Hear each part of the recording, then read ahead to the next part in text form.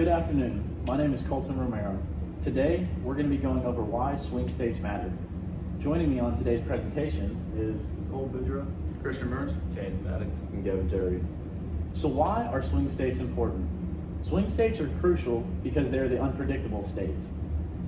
Most states stay the same throughout presidential elections. You'll have your Democratic states and your Republican states that everybody knows who's going to vote for, but you also have your states that are your swing states. Nobody knows, it's always on the fence. Usually your numbers are pretty close. With this being said, this makes the swing states the focus of presidential elections. Winning a swing state can be the difference between winning or losing the election. Yeah, like the swing states for the 2024 election are Michigan, Arizona, Nevada, Georgia, North Carolina, Wisconsin, and Pennsylvania, which like a few of those are under 1%. Like Nevada's 0.6%, North Carolina's 5%, and Pennsylvania's only 8%. So like even though like they're going like it's such a little percent, and even though all of those like lower states that are like 0.5, 0.6, they're going Kamala. In the election, they might be going Trump. It just, you have to see like during the election. Yeah, touch on that.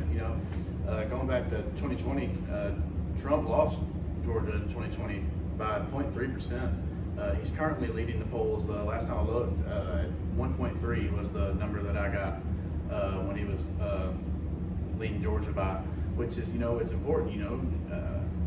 Georgia's a big time swing state. He's leading Arizona right now, which is a state that I believe he lost. He lost that in the 2020 election by, I think it was like 1 or 2%.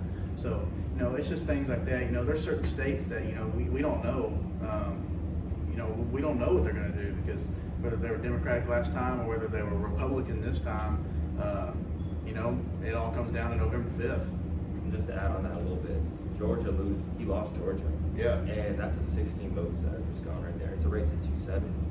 So just losing like a state that has like 16 or like 19, like losing Pennsylvania, that's big, especially if like someone already has California or like Texas, that's automatic. But when you have like you have these like states that are like, you're so close to winning, and you have like 19 like electoral votes that are just on the board, ready to grab just by 0.8%, it could just make such a difference in who wins the election. Absolutely. Didn't Trump lose Pennsylvania in 2020? Yeah, he did. Pennsylvania was down like 2%, or 0.2%. No, 2% from Biden. Biden ended up winning that one. Yep. But yeah, like you said, it comes down to November 5th. Whoever wins it takes it. Yeah, absolutely. Yeah, there's plenty of states that like, they can go either way, and they like change over time. Like Florida used to be a big swing state that old presidential candidates used to like really go to and like really fight for, because it was such a hard swing state, and now it's like a hard red state. Like we're talking about before with Texas, it's always been a hard red state, but because so many people from California who are Democratic are moving to Texas, it's looking to be more of a swing state. Absolutely. And to touch on something you said earlier, you mentioned Florida. The 2020 election, that was won by a swing state, wasn't it? And that was Florida?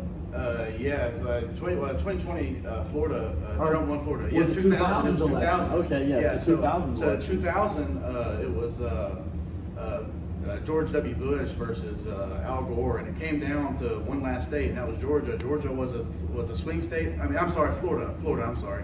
It came down to Florida, and Florida was one of those states that it just swung either way every 4 years, and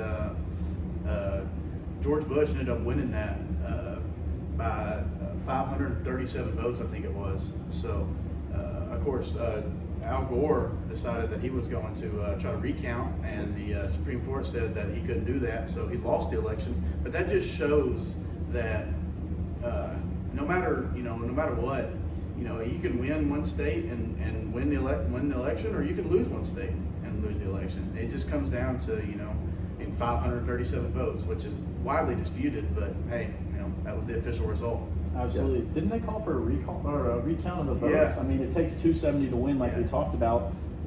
Bush was 271 and Gore was 266. Yeah, Yeah, they tried to recount, and the Florida Supreme Court said they could, and the U.S. Supreme Court said they couldn't. So that was the end all be all. So Bush won that election by one state, Yep. one swing state, and that was it. 500 votes. 500 It votes. doesn't really count. Like, we have so many swing states in this coming up election for 2024.